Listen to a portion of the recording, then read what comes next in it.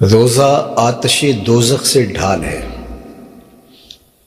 جب لڑائی کے اندر دشمن کی جانب سے آنے والے تیروں تلواروں کا مقابلہ کرنے کے لیے لوہے کا ایک بنا ہوا ٹکڑا آگے کر دیا جاتا ہے تاکہ اس وار کو وہ اپنے اوپر روک لے، تو اس لوہے کے ٹکڑے کو ڈھال کہا جاتا ہے۔ تو روزہ آتش دوزخ سے ڈھال ہے، یہ روزہ دار کو آتش دوزخ سے بچانے والا ہے اور جنت کے دخول کی ضمانت ہے۔ حدیث پاک میں آتا ہے کہ جنت میں ایک دروازہ ہے جس کا نام باب الریان ہے۔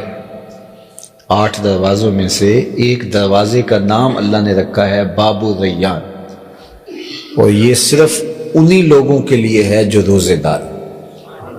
روزہ دار اس دروازے سے گزریں گے جو باب الریان ہے۔ اللہ اکبر۔ جو آیت کریمہ میں نے آپ کے سامنے تلاوت کی اس میں ارشاد فرمایا، یا ایھا الذین آمنو، اے اہل ایمان، کتب علیکم الصیام، تمہارے اوپر روزے فرض کر دیے گئے، کما کتب علی الذین من قبلکم، جس طرح تم سے پہلوں پر فرض کیے گئے تھے، لعلکم تتقون، تاکہ تم متقی بن جاؤ، تم پرہیزگار بن جاؤ۔ روزے کا لغوی مفہوم ہے الامساک، رک جانا۔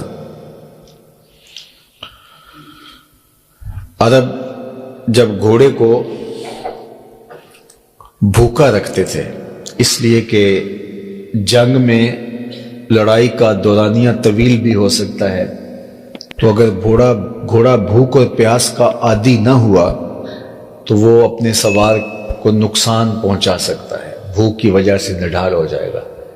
تو جو جنگی گھوڑے تھے ان کو مزاجن سخت جاں بنانے کے لیے ان کو بھوکا رکھتے تھے اور ان کے منہ کے اوپر وہ توبڑا سا چڑھا دیتے تھے تاکہ وہ کچھ کھا نہ سکے، اور یہ گھوڑوں کی باقاعدہ ٹریننگ ہوتی تھی۔ تو اس گھوڑے کو جس کے منہ کے اوپر وہ کوئی توبڑا سا چڑھا دیتے کہ کھا نہ سکے، پی نہ سکے، تو اس کو عرب کہتے تھے کہ فرسن صائمن، یہ روزہ دار، یہ صائم ہے، یعنی روکا گیا ہے۔ تو صوم کا معنی لغتاً امساک ہے، رک جانا ہے۔ اصطلاح شریعت اسلامیہ میں بقصد عبادت طلوع فجر ثانی سے غروب آفتاب تک اکل و شرب اور ازدواجی عمل سے رک جانا روزہ کہلاتا ہے۔ ان 3 چیزوں سے اجتناب کرنا، کھانے سے، پینے سے اور اپنی جنسی خواہش کو کنٹرول کرنا، عمل تزویج سے رک جانا، یہ روزہ کہلاتا ہے۔ اور وہ مدت کتنی ہے؟ طلوع فجر سے غروب آفتاب تک۔ اب یہ تینوں امر مشروع ہیں۔ مثال کے طور پہ کھانا ہے تو یہ شریعت نے ہمارے لیے جائز رکھا ہے، مباح ہے۔ پینا ہے، مشروبات ہیں، ہمارے لیے مباح ہیں۔ اور عمل تزویج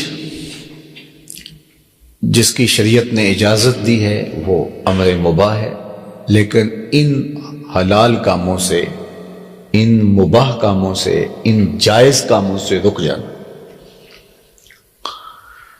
اگر کوئی شخص آپ کو یا مجھے ماہ صیام میں یہ کہے کہ میں نے خود اپنے ہاتھ سے ڈول ڈال کے چاہے زمزم سے یہ پانی اپنے ہاتھوں سے نکالا ہے تو بالکل خالص ہے، اس میں ملاوٹ بھی نہیں ہے، تو آپ یہ لے لیجئے، تو آپ وہ پاکیزہ متبرک پانی بھی نہیں لیں گے کہ میں نے روزہ رکھا ہے۔